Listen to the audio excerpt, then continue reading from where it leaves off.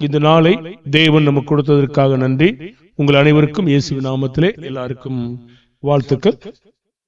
இந்த நாளில் நாம் என்ன தலைப்பின் கீழே படிக்க போறோம்னா, நாம் ரொம்ப ஜாக்கிரதையா நீங்க கவனிங்க. நோட்ஸ் நீங்க எடுக்க வேண்டாமா யார்.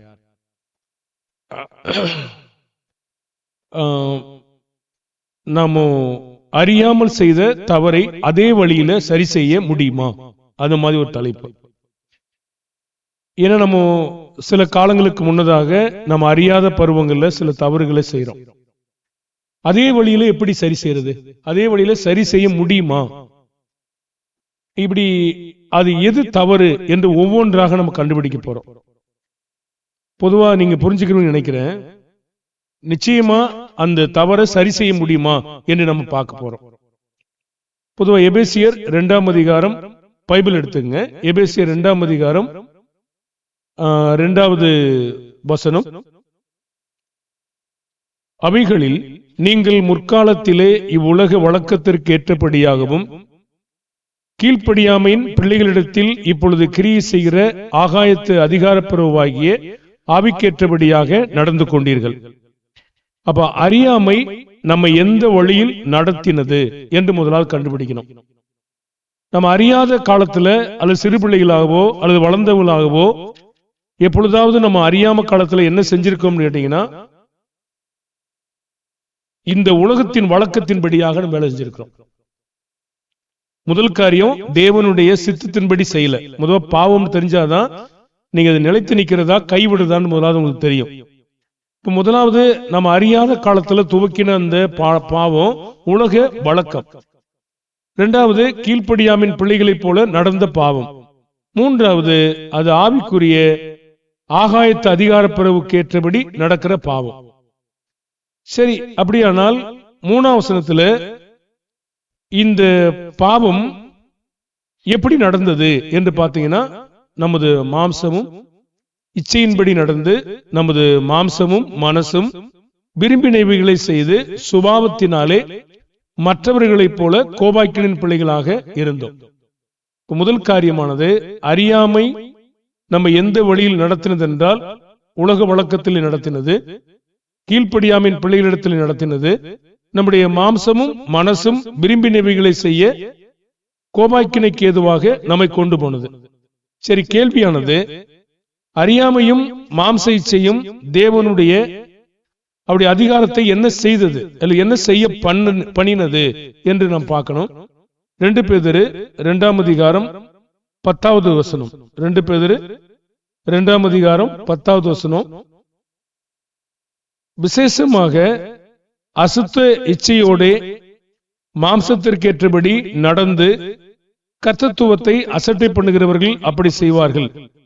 இவர்கள் துணிகரக்காரர், அகங்காரிகள், மகத்துவங்களை தூசிக்க அஞ்சாதவர்கள் சொல்லப்படுது. அப்போ அறியாமையும் மாம்ச இச்சையும் தேவனையும் அவருடைய அதிகாரத்தையும் என்ன செய்தது, என்ன செய்யப்படினதுன்னு பாத்தீங்கன்னா, நம்ம அசுத்த இச்சைகளோடு செய்ய அது துவைக்கினது. இரண்டாவது அதிகாரங்களை, கர்த்தத்துவம் ஒரு வார்த்தை இருக்கு இல்லைங்களா, அது அதிகாரம், கவர்னன்ஸ். அப்ப அதிகாரத்தை அசட்டை பண்ணினது. மூன்றாவது துணிகரமாய் நடக்க பண்ணினது. நான்காவது அகங்காரமாய் இருக்க பண்ணினது. ஐந்தாவது அஞ்சாமல் நம்மை நடக்க பண்ணினது. அப்ப யூதா 1ஆம் அதிகாரம் 8வது வசனத்தை பாருங்கள். யூதா 1ஆம் அதிகாரம் 8வது வசனம். அப்படி போல சொப்பனக்காரராகிய இவர்களும் மாம்சத்தை அசுசியப்படுத்திக் கொண்டு கர்த்தத்துவத்தை அசட்டை பண்ணி மகத்துவங்களை தூசிக்கிறார்கள். அதிலே 16வது வசனம். யூதா 1:16. இவர்கள் முறுமுறுக்கிறவர்களும் முறையிடுகிறவர்களும் தங்கள் இச்சைகளின்படி நடக்கிறவர்களுமாய் இருக்கிறார்கள். இவருடைய வாய் இருமாப்பாய்களை பேசும், தற்பொழிவுக்காக முகஸ்துதி செய்வார்கள். 2வது கேள்வி கேட்டோம். அறியாமையும் மாம்ச இச்சையும் தேவனையும் அவருடைய அதிகாரத்தையும் என்ன செய்தது, அதாவது நம்ம நடந்து கொண்டிருந்த அந்த நிலையானது என்னவென்று பார்க்கிறோம். என்ன செய்யப்படுகிறது என்றால்,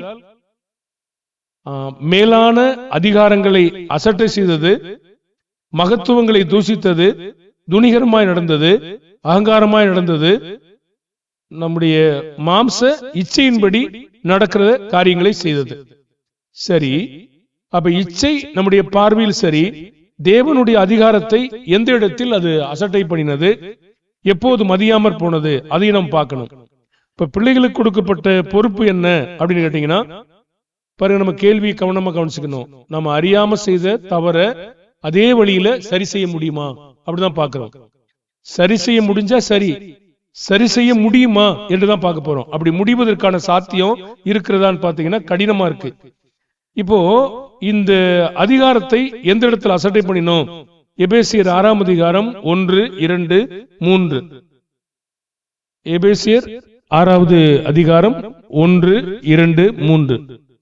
பிள்ளைகளே, உங்கள் பெற்றாருக்கு கர்த்தருக்குள் கீழ்ப்படியுங்கள், இது நியாயம்.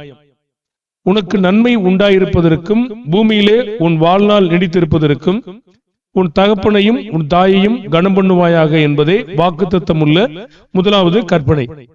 அப்ப இந்த இடத்துல நாம் அதிகாரத்தை எந்த இடத்துல அசட்டை பண்ணிருக்கிறோம், எங்கே மதியம் போனோம்னா, பெற்றோற்ற அனுமதி பெறாம நம்முடைய விருப்பத்தின்படி நாம விரும்பினதை நாம செய்து கொண்டு அது இன்னும் கூடுதலாக செய்து தொடர்ந்து பெற்றோரை கனவீனப்படுத்தி இருக்கிறோம்.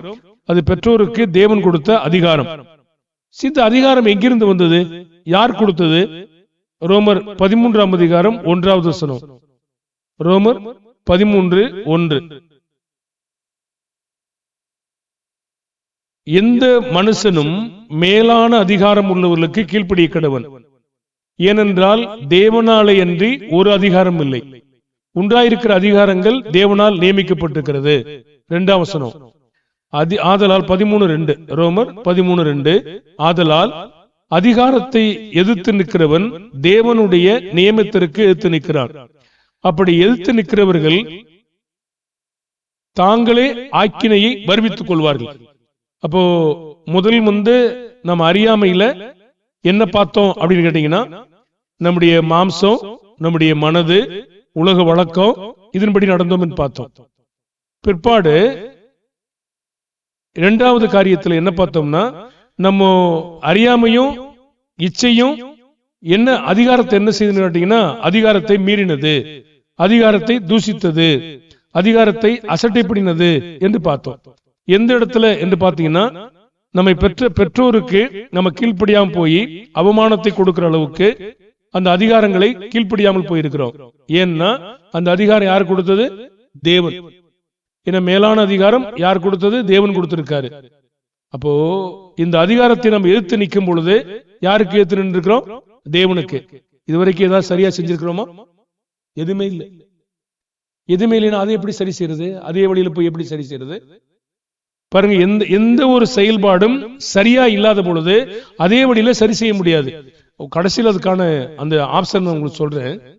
அப்ப இந்த அதிகாரத்தை அவங்க எப்படி எதிர்த்து நின்றுருக்காங்கன்னா, பெண் பிள்ளைகள் மேல அதிகாரம் உள்ளவங்க யாரு? பெற்றோர். 1 கொரிந்தியர் 7ஆம் அதிகாரம் 36 38 வரைக்கும். இதெல்லாம் நம்ம ஏற்கனவே படிச்சிருக்கிறோம். ஆனா உங்களுடைய மனதை நீங்க மாத்தல. ஆனாலும் அந்த மனதை மாற்றாதபடினால அது என்ன உங்களுக்கு தாக்கத்தை ஏற்படுத்தும் என்பதையும் உங்களுக்கு நான் சொல்லணும். 1 கொரிந்தியர் 7:36. ஆகிலும் ஒருவன் தன் புத்திரியின் கன்னிகை பருவம் கடந்து போனதினாலே அவள் விவாகம் பண்ணாமல் இருப்பது அவளுக்கு தகுதியில்லவென்றும் அவள் விவாகம் பண்ணுவது அவசியம் என்று நினைத்தால் அவள் தன் மனதின்படி செய்ய கடவன், அது பாவம் அல்ல, விவாகம் பண்ணட்டும். நான் மாத்தி வாசிக்கிறேன். என்ன வாசிக்க போறேன்னா, புத்திரியின் கன்னிகை பருவம் கடந்து போனது, அதனால நானே காதல் பண்ணிக்கலாம், நானே யாரையாவது விரும்பிக்கலாம் அப்படின்னு ஏதாவது பாக்குறீங்களா? ஒண்ணுமே இல்ல. என்னன்னா, யாரு செயல்பட்டீங்கன்னா, பெற்றோர் ஸ்தானத்துல அவங்களுடைய பெற்றோர் இல்லைன்னா அதை சார்ந்த தாய் இருக்காங்க, அவங்கதான் அந்த முடிவு எடுக்க முடியும். அவன் தன் மனதின்படி செய்ய கடவன், அது பாவம் அல்ல. ஆயினும் அதற்கு அவசியத்தை காணாமல் தன் இருதயத்திலே உறுதியுள்ளவனாயும் சுய சித்தத்தின்படி செய்ய அதிகாரம் உள்ளவனாயும் இருந்து தன் புத்திரியின் கன்னிகை பருவத்தை காக்க வேண்டும் என்று தன் இருதயத்தில் தீர்மானிக்கிறவன் நன்மை செய்கிறான். இப்படி இருக்க அவளை விவாகம் பண்ணி கொடுக்கிறவனும் நன்மை செய்கிறான், கொடாமல் இருக்கிறவனும் அதிக நன்மை செய்கிறான். இப்ப கேள்வியானது, பெண் பிள்ளைகள் மேல அதிகாரம் உள்ளவங்க யாரு? இல்ல நானே. எங்க நீங்க பாக்குறீங்க? எங்குமே இல்லை. இதுவும் தவறு.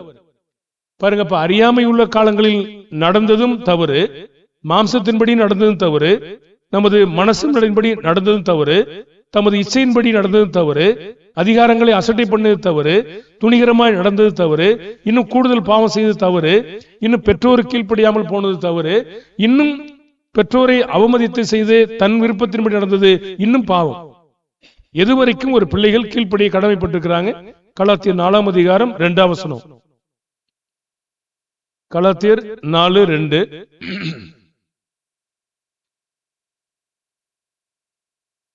தகப்பன் குறித்த காலம் வரைக்கும் அவன் காரியக்காரருக்கும் வீட்டு விசாரணைக்காரருக்கும் கீழ்பட்டிருக்கிறான்.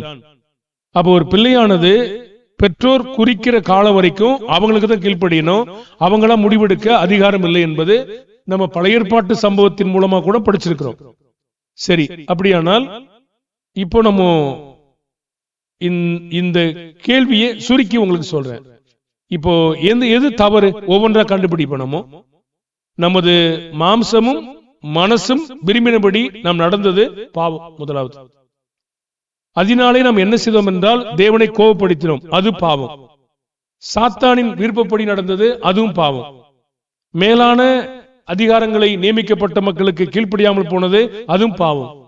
துணிகரமாய் நடந்தது, அதுவும் பாவம். அகங்காரமாய் நடந்தது, அதுவும் பாவம். அஞ்சாமல் இன்னும் பல்வேறு விதமாய் நடந்தது, அதுவும் பாவம். கர்த்தரையும் பெற்றோரையும் அசட்டை செய்தது, அதுவும் பாவம். பெற்றோரை கனம் பண்ணாமல் தன் இஷ்டப்படி நடந்தது, அதுவும் பாவம். இது எங்க சரி செய்வீங்க? எப்படி சரி செய்வீங்க? இதை எப்படி சரி செய்யறது? அதே வழியில எப்படி சரி செய்ய முடியும்? பாருங்க, அத்தனையும் தேவனுக்கு விரோதமானது. சரி, இன்னும் நம்ம கீழே இன்னும் பார்க்க போறோம். அப்போ தனக்குத்தானே ஆக்கினை வரிவித்துக் கொள்வது, அதுவும் பாவம். பெற்றோருக்கு உள்ள பிள்ளைகள் தன் இஷ்டத்தின்படி நடந்தது, அதுவும் பாவம். அப்படியானால் எது வரைக்கும் தங்களுடைய பிள்ளைகள் கீழ்ப்படிய கடமைப்பட்டாங்கன்னா குறித்த காலம் வரைக்கும், அதே மீறினது, அதுவும் பாவம். இப்போ நம்ம பார்க்க போறோம், பிள்ளைகளின் தவறான செய்கையினால் மற்ற பிள்ளைகள் கெட்டு போவாங்களா? குடும்பத்தில் உள்ள மற்ற பிள்ளைகளும் சரி, சபையிலுடைய பிள்ளைகளும் சரி கெட்டு போக அது வாய்ப்பு இருக்கிறதா? அதை நம்ம பார்க்க போறோம். ரோமர் 14ஆம் அதிகாரம் 15-20 வசனம். ரோமர் 14:15 வசனமும் 20 வசனமும். போஜனத்தினால் உன் சகோதரனை விசனம் உண்டாக்கினால் நீ அன்பாய் நடக்கிறவன் அல்ல. அவனை உன் போஜனத்தினால் கெடுக்காதே, கிறிஸ்து அவனுக்காக மரித்தாரே. 20ஆம் வசனம். போஜனத்தின் நிமித்தம் தேவனுடைய கிரியை அழித்து போடாதே. எந்த பதார்த்தமும் சுத்தம் உள்ளதுதான், ஆனாலும் இடர்கள் உண்டாக்க புசிக்கிறவனுக்கு அது நன்மையாய் இருக்கும், தீமையாய் இருக்கும். அப்ப சொல்றார், அப்படியானால் ஒரு பிள்ளைகள் ஒரு சாப்பாட்டுனால கூட மற்றவங்களுக்கு விசனம் உண்டாக்க முடியுமா? முடியும். ஒரு சாப்பாட்டு காரியத்துல கூட விசனம் உண்டாக்க முடியும். அப்படியானா தவறான தேர்ந்தெடுத்தல் மற்ற பிள்ளைகள் என்ன செய்யும்? கெடுக்கும். அப்ப அன்பா நடக்கிறவங்களா? இல்ல. அப்ப நம்ம தவறான தெரிந்தெடுத்தல் மற்ற பிள்ளைகள் என்ன செய்யாது? கெடுத்துன்றாரு. கெடுக்காதே அப்படின்னு இருக்காரு. என கிறிஸ்து அவனுக்காக மரித்தாரே. அதனால தேவனுடைய செயல்கள் என்ன செய்வோம்? நம்ம அழித்து போடுவோம். உங்களுடைய கெட்ட மாதிரி மற்றவங்க என்ன செய்யாது? கெடுக்கும், மற்றவங்களை தூண்டும். நீங்கள் கெட்ட மாதிரியே பார்க்க கூடாது. அப்ப கெட்ட மாதிரி இன்னொருவர் கவனிப்பாங்க. ஓ, இந்த செயல் இன்னொரு கவனிப்பாங்க. இப்படியே அது காலமான செய்யும், எல்லா காலத்துக்கும் போகும். அப்ப ஒருவர் கெடுப்பதற்கு நீங்களும் நானும் காரணமா இருக்கக்கூடாது. தேவனுடைய செயல்களை அழித்து போடுவோம். இப்ப மற்றவர்களுக்கு நம்மால் இடர்கள் வருவது பாவமா? நிச்சயமா. தேவனுடைய நீதியான செயல்களை நம்முடைய தவறான செயல்களில் அழித்து போடுகிறது பாவமா? பாவம். 21ஆம் வசனம். நம்முடைய தவறான செயல்களினால் மற்றவர்கள் பலவீனப்பட தவறு செய்ய காரணமா இருக்குமா? ரோமர் 14:21. மாம்சம் புசிக்கிறதும் மதுபானம் பண்ணுகிறதும் மற்ற எதையாயிலும் செய்கிறதும் உன் சகோதரன் இடர்கிறதுக்காவது தவறுகிறதுக்காவது பலவீனப்படுகிறதுக்காவது எதுவாயிருந்தால் அதில் ஒன்றையும் செய்யாமல் இருப்பதே நன்மையா இருக்கும். ஒரு சாப்பாட்டு காரியமே இப்படி இருக்கும் என்றால் தவறான தெரிந்தெடுத்தல் எப்படி இருக்கும்? மற்றவனை இன்னும் கெடுக்கும். அப்படியானால் இந்த கெடுதலினாலே நீங்க எப்படி சரி செய்வீங்க? சரி செய்ய முடியுமான்னு தான் கேள்வி. அப்போ நம்முடைய பாவ செயல் எத்தனை பாவத்தை செய்ய மற்றவர்களை தூண்டுவிக்கிறது? 1 கொரிந்தியர் 7ஆம் அதிகாரம் 8ஆம் அதிகாரம் 9, 10, 11, 12, 13. 1 கொரிந்தியர் 8ஆம் அதிகாரம் 9-13 வரைக்கும். ஆகிலும் இதை குறித்து உங்களுக்கு உண்டாயிருக்கிற அதிகாரம் எவ்விதத்திலும் பலவீனருக்கு தடுக்கலாகாதபடி பாருங்கள். எப்படியெனில், அறிவுள்ளவனாகிய உன்னை விக்கிரக கோவிலே பந்தியிருக்க ஒருவன் கண்டால், பலவீனமாயிருக்கிற அவனுடைய மனசாட்சி விக்கிரகங்களுக்கு படைக்கப்பட்டவைகளை புசிப்பதற்கு துணிவு கொள்ளும் அல்லவா? பலவீனமுள்ள சகோதரன் உன் அறிவு நிமித்தம் கெட்டு போகலாமா? அவனுக்காக கிறிஸ்து மரித்தாரே. இப்படி சகோதரருக்கு விரோதமாய் பாவம் செய்து பலவீனமுள்ள அவனுடைய மனசாட்சியை புண்படுத்துகிறதுனாலே நீங்கள் கிறிஸ்துவுக்கு விரோதமாய் பாவம் செய்கிறீர்கள். ஆதலால் போஜனம் என் சகோதரனுக்கு இடரல் உண்டாக்கினால் நான் என் சகோதரனுக்கு இடரல் உண்டாக்காதபடி என்றைக்கும் மாம்சம் புசியாதிருப்பேன். அப்ப இந்த காட்சி என்னன்னு பாத்தீங்கன்னா, அப்ப இந்த காட்சி என்ன அப்படின்னு நீங்க பாத்தீங்கன்னா, சாப்பாடு. ஒரு சாப்பாடையே நீங்க சகோதரனுக்காக சாப்பிடக்கூடாதுன்னா தவறான தெரிந்தெடுத்துக் கொள்ளுதல். அவிசுவாசியை தெரிந்து கொண்டு அவர்களை சரிப்படுத்த வேண்டும் என்று நினைப்பது, அதை சரிப்படுத்த முடியுமா? அதான் கேள்வி. அதை பார்த்து மற்றவருடைய மனசாட்சி கெட்டு போகுமா? கெட்டு போகும். துணிவு கொள்ளுமா? துணிவு கொள்ளும். மற்றவனை கெடுப்பது பாவமா இருக்காதா? நம்முடைய பாவமான செய்கைகள் மற்றவர்கள் பாவம் செய்ய துணிவு கொள்ள செய்கிறதான்னு கேட்டீங்கன்னா, ஆமா, இது பாவமான காரியமா இருக்கு இல்லையா? இருக்கு. மற்றவருடைய மனசாட்சியை நம்ம புண்படுத்துறோமா? புண்படுத்துறோம்.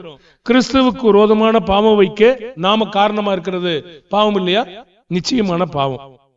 இதெல்லாம் நீங்க பாத்தீங்கிட்டு எதை சரி செய்வீங்க?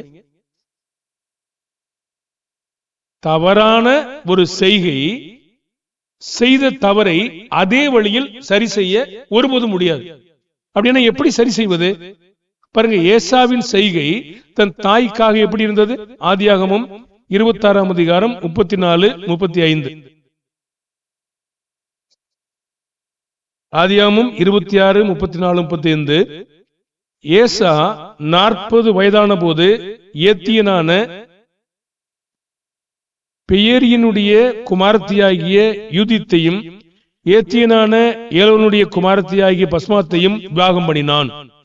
அவர்கள் ஈசாக்குக்கும் ரெபக்காலுக்கும் மனநோவா இருந்தார்கள். இந்த மனநோவு இல்லாம இருக்கணும்னா அவங்க செய்த தவறு எப்படி சரி செய்வாங்க? மனநோவா எதுக்கு இருக்கிறாங்க? அந்நிய பெண்கள். இப்ப மனநோவை அவங்க சரி செய்யணும்னா அந்நியனையே சரி செய்ய முடியுமா? உதாரணத்துக்கு ஒன்று சொல்றேன். ஒரு சமயம் யாக்கோபுடைய குமாரத்தி தீனால் தேசத்தை சுத்தி பார்க்க புறப்பட்டா. சரி, புறப்பட்ட உடனே அங்க ஒருத்தன் பார்த்துட்டான், ரொம்ப ஆசையாயிடுச்சு. அந்த பெண்ணை கெடுத்துட்டாங்க. சரி, கெடுத்துட்டாங்க, எப்படி சரி செய்யறது அப்படின்னு பாக்குறாங்க. சரி, கெடுத்துட்டாங்கன்னா நம்ம ஊர் வழக்கம் என்ன? எந்த பொண்ணை அவன் பார்த்துட்டானோ, எந்த பொண்ணை கெடுத்துட்டானோ அவனுக்கு கெட்டி வை. அது யாரு என்ன அதெல்லாம் கவலை கிடையாது. பார்த்துட்டான்ல, கெடுத்துட்டான்ல, அதையும் கெட்டி வை. வேத உலகம் அதை சொல்லுது, வேதம் அதை சொல்லுதா? அவன் யாரா இருந்தாலும் அதை கெட்டி வைக்கும்படி கேக்குதா? இல்லவே இல்லை. என்ன கேக்குது?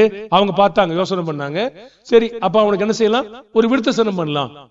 நீங்க நானும் நினைக்கிற மாதிரி ஞானசானத்தை கொடுத்து கெட்டிக்கலாமா?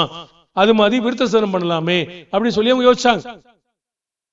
ஆனா அவங்களுடைய சட்டம் என்ன சொல்லுதுன்னா, அந்த விருத்தசனம் பண்ணாலும் அவங்க ஒழுங்கா இருப்பாங்களா? இவங்களுக்கு கோபம் வந்துருச்சு. விருத்தசேதனம் பண்ணிட்டு அவனுக்கு நோவெடுக்கிற சமயம் பார்த்து அந்த சகோதரர் எல்லாம் அவனை வெட்டி கொண்டு போட்டாங்க. மொத்த பேரையும் கொண்டாங்க. மொத்த பேரும் சேர்ந்து வந்தாங்க ஆமாண்டு, ஆனா கொண்டு போட்டாங்க. இது என்னன்னா, ஏற்கனவே தவறு பண்ணா இல்லையா, அந்த கோபம் இருக்கு இல்லையா, அந்த கோபத்தை சரி செய்யறதுக்கு என்ன செய்யணும் பாருங்க. அதையே செய்ய முடியாது, அதை விட்டுவிட வேண்டி இருக்கிறது பாருங்க. அப்ப கோபம் வருவதற்கான காரணம் தவறான தேர்ந்தெடுத்தல். அந்த தவறான தேர்ந்தெடுத்தலையே தவறானதை வைத்து சரி செய்ய முடியாது, சரி செய்ய முடியாது. அப்ப சரி செய்வதற்காக அவர் இன்னொன்றை தெரிந்து கொள்ள வேண்டுமே தவிர அவளை கெடுத்ததுக்காக அவளுக்கே செய்ய முடியாது. உலகமும் ஊரும் அதை சொல்லுகிறது, ஆனா வேத வாக்கியங்களோ அது அவங்களை கோபப்படுத்தினது. அதுக்கு முன்னாடி நிறைய வேலைகள் இருக்கு. இது எத்தனை முறை கோபப்படுத்தி இந்த மனநோவான காரியங்கள் அவனுக்கு இருந்தது. சிம்சோனின் கண்ணுக்கு பிரியமான செய்கை அவன் கெட்டுப்போக காரணமா இருக்கலையா? நியாயாதிபதிகள் 14ஆம் அதிகாரம் 2, 3, 4. நியாயாதிபதிகள் 14ஆம் அதிகாரம் 2, 3, 4. நாம் தேவனுக்காக வாழுகிற பிள்ளைகளா அல்லது நமக்காக வாழுகிற பிள்ளைகளா? நியாயாதிபதிகள் 14ஆம் அதிகாரம் 2, 3, 4. திரும்ப வந்து தன் தாயையும் தகப்பனையும் நோக்கி, திம்னாத்திலே பெலிஸ்தரில் குமாரத்திகளில் ஒரு பெண்ணை கண்டேன், அவளை எனக்கு கொல்ல வேண்டும் என்றான்.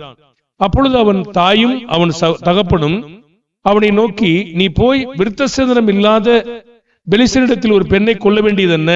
உன் சகோதரிடத்தில் குமாரத்திகளும் எங்கள் ஜனத்திலும் பெண் இல்லையா என்றார்கள். கேள்வி, விருத்தசேதனம் பெண் இல்லாதவனு கொள்றையே விருத்தசேதனம் பண்ணிட்டு வரலாமா அப்படி கேட்கலாமா? அது சாத்தியம் இல்லை. ஏன்னா அவன் கேட்கிறது, என் விருத்தசேதனம் உள்ள மக்களிடத்துல இப்ப என்ன கட்டுன்றாரு, அந்த மாதிரி நம்ம பார்க்கணும். அப்போ அவர் கேட்கிறாங்க, அவர் சொல்றாரு, சிம்சோன் தன் தகப்பனை நோக்கி, அவள் என் கண்ணுக்கு பிரியமானவள், அவளை எனக்கு கொல்ல வேண்டும். இதுதான் மாம்சத்தினுடைய விருப்பம். இந்த மாம்சமும் மனசும் விரும்பினதை நாம் செய்வதற்காக எத்தனை தவறுகளை தொடர்ந்து செய்கிறோம். அது அத்தனையும் பாவம். அந்த பாவத்தை வைத்தே பாவத்தை எப்படி சரி செய்வது? அப்ப எப்படி சரி செய்வதுன்னு உங்களுக்கு சொல்லி தரல.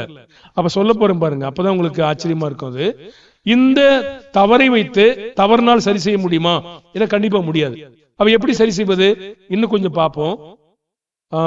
1 ராஜாக்கள் 11ஆம் அதிகாரம் 2:2-10 வரைக்கும் சாலமோனின் இருதயம் தேவனுக்கு விரோதமாக போனது. அதற்கான காரணம் என்ன அப்படின்னு தான் பார்க்கிறோம். கர்த்தர் இஸ்ரவேல் புத்திரரை நோக்கி, நீங்கள் அவர்களிடைக்கும் அவர்கள் உங்களிடைக்கும் பிரவேசிக்கலாகாது, நிச்சயமாக தங்கள் தேவர்களை பின்பற்றும்படி உங்கள் இருதயத்தை சாய பண்ணுவார்கள் என்று சொல்லியிருந்தார். சாலமோன் அவர்கள் மேல் ஆசை வைத்து அவர்களுடைய ஐக்கியமாயிருந்தான். அவருக்கு பிறப்பு குலமான 700 மனையாட்டிகளும் 300 மறுமனையாட்டிகளும் இருந்தார்கள். அவனுடைய ஸ்திரீகள் அவன் இருதயத்தை வழுவி போக பண்ணினார்கள். சாலமோன் வயது சென்ற போது அவருடைய மனைவிகள் அவன் இருதயத்தை அந்நிய தேவர்களை பின்பற்றும்படி சாய பண்ணினார்கள். அதனால் அவனுடைய இருதயம் அவன் தகப்பனாகிய தாவீதின் இருதயத்தை போல தேவனாகிய கர்த்தருடைய உத்தமமாய் இருக்கவில்லை. சாலமோன் சீதோனியரின் தேவியாகிய அஸ்தோரத்தையும் அம்மோனியரின் அருவருப்பாகிய மில்கோமையும் பின்பற்றினான். சாலமோன் தன் தகப்பனாகிய தாவீதை போல கர்த்தரை பூர்ணமாய் பின்பற்றாமல் கர்த்தரின் பார்வைக்கு பொல்லாப்பானதை செய்தான். அப்பொழுது சாலமோன் எருசலேமுக்கு எதிரான மலையில் மோவாபியரின் அருவருப்பாகிய காமோசுக்கும் அம்மோன் புத்தராகிய அருவருப்பாகிய மேலோவுக்கும் மேடையை கட்டினான். இப்படியே தங்கள் தேவர்களுக்கு தூபங்காட்டி பலியிடுகிற அந்நிய ஜாதியாரான அந்த ஸ்திரீகள் எல்லாருக்காகவும் செய்தான். ஆகையால் இஸ்ரவேலின் தேவனாய் கர்த்தர் சாலமோனுக்கு 2 விசை தரிசனமாகி அந்நிய தேவர்களை பின்பற்ற வேண்டாம் என்று கட்டளையிட்டிருந்தும் அவன் கர்த்தரை விட்டு தன் இருதயத்தை திருப்பி அவர் கற்பித்ததை கை கொள்ளாமற் போனதினாலே கர்த்தர் அவன் மேல் கோபமானார். நம்ம செய்த இதுவரைக்கும் செயல் மேல கர்த்தர் விருப்பமா இருப்பாரா, கோபமா இருப்பாரா? நிச்சயமா கோபமா தான் இருப்பார். ஏன்னா நம்ம எவ்வளவு மீறி இருக்கும் என்று மறுபடியும் பட்டியலிட்டு சொல்றேன் பாருங்க. தேவனுடைய மனுஷனாகிய யாரா இருந்தாலும் இதுதான் சொல்லணும். அப்ப எது தவறு என்று எங்கெங்கெல்லாம் மீறி இருக்கின்ற வரிசையா சொல்றோம். அறியாமை நம்ம என்ன பாவம் செய்யணும்னா, மாம்சமும் மனசும் விரும்பினபடி நடந்தது முதல் பாவம். அதனாலே தேவனை கோபப்படுத்தினது 2வது பாவம். சாத்தானுடைய விருப்பத்தின் நடந்தது அடுத்த பாவம். மேலான தேவனால் நியமிக்கப்பட்ட பெற்றோருக்கும் பாதுகாக்கப்பட்ட மக்களுக்கும் மிஞ்சி நடப்பது அது இன்னும் பாவம். நம்பிக்கை துரோகம் பாருங்க, அது இன்னும் பாவம். அப்ப துணிகரமா நடந்திருக்கிறோம், அகங்காரமா நடந்திருக்கிறோம், பயப்படாம நடந்திருக்கிறோம், கர்த்தரையும் பெற்றோரையும் அசட்டை செய்திருக்கிறோம். இது பாவம். இதை வச்சு எப்படி சரி செய்வீங்க? சரி செய்ய முடியாது. ஏன்னா அது பாவம். பெற்றோரை கனம் பண்ணாமல் தன் இஷ்டத்தின்படி வாழ்ந்தது அதுவும் பாவம். அப்ப தனக்குத்தானே ஆக்கினை வடிவத்துக் கொள்வதற்கு அதிகாரத்தை எதிர்த்து நின்றிருக்கிறோம், அதுவும் பாவம். பெற்றோர் கீழே வாழ்கிற பிள்ளைகள் தன் இஷ்டத்தின்படி நடந்தது அதுவும் பாவம். மற்றவர்கள் நம்மால் இடர்கள் உண்டாக்கி இருக்கிறோம், அதுவும் பாவம். சபைக்கு இடர்கள் உண்டாக்குறோம், அதுவும் பாவம். நம்ம செய்யற செயல் சபைக்கு பாதிப்பை ஏற்படுத்தும், அதுவும் பாவம். இதெல்லாம் செய்யும் போது என்ன ஆகும்? மற்றவங்களும் பார்ப்பாங்க, இது மாதிரி பார்ப்பாங்க. இது தொடர்ந்து பாவத்திலே போயிட்டே இருக்கும். அப்ப மற்றவங்களை கெடுக்கிறோம், துணிகரம் பண்றோம், அதுவும் பாவம். அப்ப தேவனுடைய நீதியான செயல்களை நம்முடைய தவறான செய்யினாலே அழித்து போடுகிறது, இதுவும் பாவம். அப்ப நம்முடைய தவறான செய்யல பலவீனம் உள்ள அல்லது தவறு செய்கிற மக்கள் காரணமா இருக்கிறதுக்கு நாம தூண்டப்பட்டு நாம் அந்த வேலை செஞ்சுட்டு இருக்கிறோம். இதெல்லாம் எதை சரி செய்வோம்? எதை சரி செய்வதற்கு ஒரு வழியுமே இங்க இல்லவே இல்லை. அப்ப எப்படி சரி செய்யறது? இப்படிதான் பார்க்க போறோம். இந்த பாவத்தை எப்படி சரி செய்யறது? அப்ப ஒருவேளை உங்களுக்கு ஆச்சரியமா இருக்கலாம், ஒருவேளை தொல்லையா இருக்கலாம், ஆனா சொல்லிதான் நம்ம அறியாமல் செய்த தவறை அதே வழியில் செய்ய முடியுமான்னு கேட்டீங்கன்னா நிச்சயமா வழி இல்லை. அது என்ன பேசினாலும் வழி இல்ல, அதன்படி செய்தாலும் வழி இல்ல, அப்படி செய்வதற்கான மாதிரியும் இல்லைங்க. அப்ப எப்படி செய்யறது? நெகேமியா 13ஆம் அதிகாரம் 23, 24, 25, 26. இங்க நெகேமியா காலத்துல அவங்க அந்நிய ஸ்திரீகளை விவாகம் பண்ணிட்டாங்க. அதனால அவங்க பாஷைகளை மறந்துட்டாங்க. அஸ்தோத், அம்மோன், மோவாப் ஜாதிகளான ஸ்திரீகளை சேர்த்து கொண்ட சில யூதர்களை அந்நாளில் கண்டேன். அவர்கள் பிள்ளைகளின் பேச்சில் பாதி அஸ்தோத் பாஷையா இருந்தது. அவர்கள் அந்தந்த ஜாதிகளின் பாஷையை தவிர யூத பாஷையை திட்டமாய் பேச அறியாதிருந்தார்கள். அவர்களையும் நான் கடிந்து கொண்டு அவர்கள் மேல் வரும் சாபத்தை கூறி, பாருங்க, அந்த தேவ மனுஷன் சொல்றான்னா அவளை கடிந்து கொண்டான், சாபத்தை கூறினான், அவர்களை சிலரை அடித்தான், மயிரை பீத்து, நீங்கள் உங்கள் குமாரத்திகளை அவர்கள் குமாரருக்கு கொடாமலும் அவர்கள் குமாரத்திகளில் ஒருவரையும் உங்கள் குமாரருக்காகிலும் உங்களுக்காகிலும் கொல்லாமலும் இருக்க வேண்டும் என்று அவர்களை தேவன் பேரில் ஆணையிட பண்ணினான். நான் அவர்களை நோக்கி, இஸ்ரவேலின் ராஜாவாகிய சாலமோன் இதனாலே பாவம் செய்தான் அல்லவா? அவனை போன்ற ராஜா அநேகம் ஜாதிகளுக்குள்ளே உண்டாயிருந்ததில்லை. அவன் தன் தேவனால் சிநேகிக்கப்பட்டவனாயிருந்தான். தேவன் அவனை இஸ்ரவேலின் அனைத்தின் மேல் ராஜாவை வைத்தார். அப்படிப்பட்டவனையும் மறுஜாதியான ஸ்திரீகள் பாவம் செய்ய பண்ணினார்கள். நீங்கள் மறுஜாதியான ஸ்திரீகளை சேர்த்துக் கொள்கிறதுனால் நம்முடைய தேவனுக்கு துரோகம் பண்ணி பெரிய பொல்லாப்பையும் செய்யும்படி உங்களுக்கு இடம் கொடுப்போமோ என்றான். என்ன செய்ய முடியும்? ஏன் விருத்த சேதனம் பண்ணிட்டு கட்டலாம்னு சொல்லலாம் இல்லையா? சொல்லலாம் இல்லையா? நம்ம கூட்டத்துல சேர்த்துக்கலாம்னு சொல்லலாம் இல்லையா? ஆண்கள்னா விருத்த சேதனம் பண்ணலாம், பெண்கள்னா நம்ம கூட்டத்துல சேர்த்துக்கிறோம், ஆண்களை சேர்த்துக்கணும் சொல்லலாம் இல்லையா? சொல்லல. அப்படி செய்வதற்கே தேவன் அனுமதி கொடுக்கவே இல்லை. பாருங்களேன், இந்த மாதிரி அவங்க கல்யாணம் கட்டிக்கிட்டாங்க. கல்யாணம் கட்டினது மாத்திரமல்ல, அவங்க வேற என்ன செஞ்சிருந்தாங்கன்னு பாருங்க. எஸ்ரா 10ஆம் அதிகாரம் 44வது வசனம். எஸ்ரா 10:44. இவர்கள் எல்லாரும் மறுஜாதியான ஸ்திரீகளை கொண்டவர்கள். இவர்களில் சிலர் கொண்டிருந்த ஸ்திரீகளிடத்தில் பிள்ளைகளை பெற்றிருந்தார்கள். சரி, இப்ப கல்யாணம் கட்டிட்டாங்க, பிள்ளையும் கட்டிட்டாங்க, எங்களுடைய எல்லாத்தையும் பார்த்துட்டாங்க அப்படிங்கிறதுக்காக அவங்களுக்கே கட்டிக்கிட்டே இருந்தாங்களா? இல்ல என்ன செஞ்சாங்க? அந்த தவறுகளை எப்படி சரிப்படுத்தினாங்க பாப்போம். இப்ப நம்ம கேள்வியானது கடைசி கேள்வியில் இருக்கோம். எப்படி பாவத்தை சரி செய்வது? என்னுடைய தவறான அறியாத செய்த தவறுகளை அதே வழியில சரி முடியுமா, இல்ல எப்படி சரி செய்வது? இங்க நம்ம பார்ப்போம். 9ஆம் அதிகாரம் நெகேமியா 1, 2, 3, 4.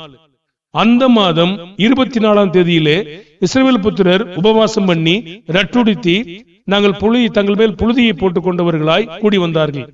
இஸ்ரவேல் சந்ததியார் மறுஜாதியெல்லாம் விட்டு பிரிந்து வந்து நின்று தங்கள் பாவங்களையும் தங்கள் பிதாக்களின் அக்கிரமங்களையும் அறிக்கையிட்டார்கள். அவர் எழுந்திருந்து தங்கள் நிலையில் நின்றார்கள். அப்பொழுது ஒரு ஜாமம் மட்டும் தேவனாய் கர்த்தர் நியாயப்பிரமாண புஸ்தகம் வாசிக்கப்பட்டது. பின்பு ஒரு ஜாமம் மட்டும் பாவ அறிக்கை பண்ணி தங்கள் தேவனாய் கர்த்தரை பணிந்து கொண்டார்கள். யெசுவா, பானி, கத்மீல், செப்பனியா, புன்னி, செரபியா, பானி, கெனானி என்பவர்கள் லேவியுடைய படிகள் நின்று தங்கள் தேவனாய் கர்த்தரை நோக்கி மகா சத்தமாய் ஓலமிட்டார்கள். எஸ்ரா 10ஆம் அதிகாரம் 17ஆம் வசனம், 18ஆம் வசனம், 19ஆம் வசனம். அந்நிய ஜாதியான ஸ்திரீகளை கொண்டவர்கள் எல்லாருடைய காரியத்தையும் 1ஆம் மாதம் முதல் தேதியிலே விசாரித்து முடித்தார்கள். ஆசாரியர் புத்திரர் மறுஜாதியான மனைவிகளை கொண்டவர்களாய் காணப்பட்டார்கள். யாரென்றால் யோசதாக்கின் குமாரனாகிய யெசுவாவின் குமாரிலும் சகோதரிலும் மசேயா, எலியேசர், யாரீப், கெதலியா என்பவர்கள். இவர்கள் தங்கள் ஸ்திரீகளை தள்ளி விடுவோம் என்று கையெடுத்து கொடுத்து குற்ற நிவாரண பலிகளாக ஒரு ஆட்டுக்கடாவை செலுத்தினார்கள். என்ன செய்தாங்க? அவங்க நம்ம கூட்டத்துல சேர்த்துக்கலான்னு ஏன் சேர்க்கல? தள்ளிடணும். பிள்ளையை பத்திட்டாங்களா? பத்திட்டாங்க. என்ன செய்யணும்? நாம என்ன செய்யணும்னா அதையும் சரி செய்ய பாக்குறோம். அப்படி வேதவசனம் எங்கேயாவது இருக்கா? முடியவே முடியாது. அதுக்கு சாத்திய வேதத்துல இல்லவே இல்லை. ஒருவேளை அப்படி செய்யும் போது தேவன் சாபம் தான் நம்ம மேல வரும்னு தான் சொல்றாரு. அதை விட்டு விடுவதே மேன்மையானது.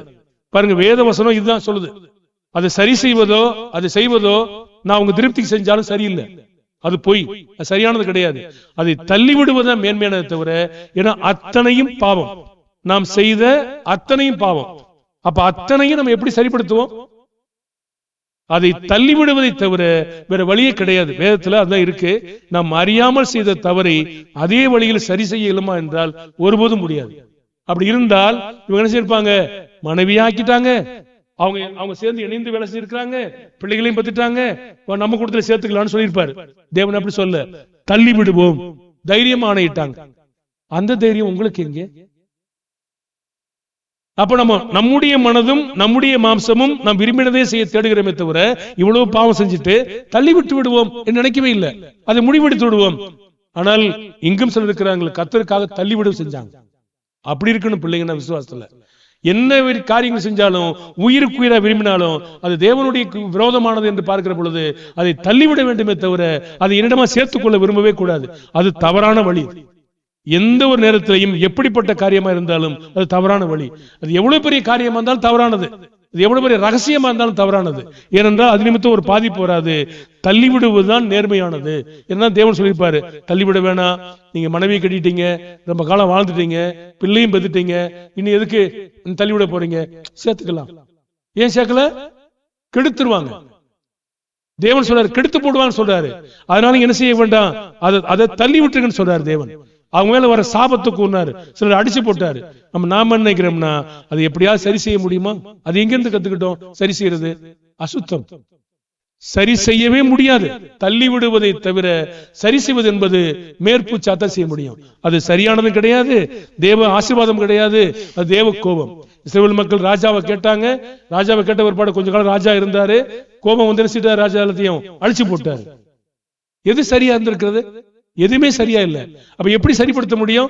தள்ளி விட்டே சரிப்படுத்த முடியுமே தவிர சேர்த்து கொண்டு என்ன செய்ய முடியாது, சரிப்படுத்தவே முடியாது. அதனால பிள்ளைகளை ஜாக்கிரதையா இருங்கள்.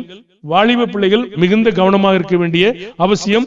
இது என்ன பேசி என்ன செய்து என்ன சரி செய்தாலும் வேத வாக்கியம் அதை சொல்லவில்லை. அதை தள்ளிவிடுவது என்பதுதான் சரி செய்ய முடியுமே தவிர நான் அறியாமல் செய்த தவறை அதே வழியில் சரி செய்ய முடியாது. மறுபடியும் தவறு நான் சொல்றேன். நாம செய்த தவறு ஒன்னு கொஞ்சம் சொல்றேன். எது பாவம்னா நம்முடைய மாம்சமும் மனசும் நம்ம விருப்பத்தின்படி நடந்தது முதலாவது பாவம். அதனால நம்ம என்ன செய்தோம்னா தேவனை கோபப்படுத்தினது பாவம். அது சாத்தானின் விருப்பப்படி நடந்தது, அது பாவம். மேலான அதிகாரம் உள்ள பெற்றோரையும் பாதுகாக்கிற மக்களையும் நாம் அவமரியாதை செய்து அப்படி அவமதித்தது, அது பாவம். துணிகரமா நடந்து கொண்டோம், அது பாவம். அகங்காரமா நடந்து கொண்டோம், அது பாவம். அஞ்சாம பயப்படாம நாம் நடந்து கொண்டோம், நம்முடைய விருப்பத்தின் நடந்தோம், அது பாவம். கர்த்தரையும் பெற்றோரையும் அசட்டை செய்தோம், அது பாவம். பெற்றோரை கனம் பண்ணாமல் நம் இஷ்டத்தின்படி நடந்தோம், அதுவும் பாவம். தனக்குத்தானே ஆக்கினை தீர்ப்பு அறிவித்துக் கொள்ள அதிகாரத்தை எதிர்த்து நின்றோம், அதுவும் பாவம். பெற்றோருக்குள்ள கீழ் இருக்கிற பிள்ளைகள் தன்னிஷ்டத்தின்படி ஒரு முடிவெடுத்தோம், அதுவும் பாவம். முடிவெடுத்தா மாத்திரமல்ல பாவம் செய்துட்டோம், அதுவும் பாவம். பிறகு மற்றவர்களுக்கு நம்மால் இடரல் வந்தது, தொல்லை வந்தது, பயங்கர பிரச்சனை வந்தது, அதுவும் பாவம். சபைக்கு நம்ம கேடு உண்டாக்கும், அதுவும் பாவம். மற்றவங்களை துணிகர செய்ய பண்ணுவோம், அதுவும் பாவம். இதை வச்சு எப்படி சரிப்படுத்துவீங்க? மொத்தம் பாவம். இதை வச்சு எப்படி சரிப்படுத்த முடியும்? தள்ளி விடுவதே சரியான தீர்வு. அதை நிராகரிப்பதே சரியான தீர்வை தவிர எத்தனை மனதிருந்தாலும் அறியாமல் செய்தது பாவம். அதை தள்ளிவிட்டு விட வேண்டுமே தவிர அதை திரும்ப தொடர்வது மோசமான பயங்கரத்தை உண்டாக்கும், சாபம் நமக்கு உண்டாகும்.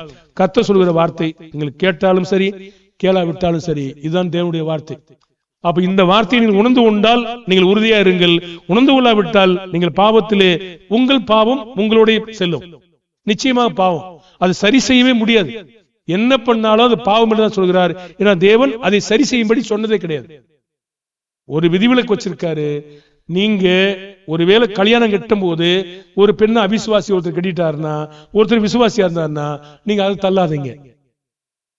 ஏன்னா ஏற்கனவே அவங்க அவிசுவாசி கட்டியிருக்கிறாங்க, இவங்க விசுவாசியா இருந்திருக்கிறாங்க, இப்ப கர்த்தருக்குள்ள வந்துட்டாங்க. இதை நீங்க தள்ளாதீங்க அப்படின்னு சொல்லியிருக்காரு. ஆனால் கர்த்தருக்குள்ள இருக்கிற ஒரு அவிசுவாசியை தேடும் பொழுது அது பாவம், அது தவறு. அதே வழியில் சென்று அதை சரி செய்யவே முடியாது. நீங்கள் அப்படி அதை உங்கள் கூட்டத்தில் சேர்த்துக் கொள்ளுங்க, அதை விருத்தசனம் செய்யுங்க, அதை சரி செய்யுங்க. தேவன் சொன்னதே கிடையாது. தள்ளிவிடுங்கள் சொல்லியிருக்காரு தவிர அது சரி செய்யுங்கன்னு செய்யல, சொல்லவே இல்லை. ஏன்னா சரி செய்வதற்கு முன்னாடி இத்தனை பாவங்களை எப்படி சரி செய்வோம்? செய்யவே முடியாது. மன்னிப்பு எப்படி வரும்? வரவே வராது. அப்ப அந்த பாவத்தை இன்னொரு பாவத்தை தொடர்ந்து செய்ய நாம் காரணமா இருக்க முடியாது. நிச்சயமாக தேவனுக்கு விரோதமானது. எச்சரிக்கையா இருப்போம், பயந்திருப்போம். தேவன் உங்களை காத்துக்கொள்ளட்டும்.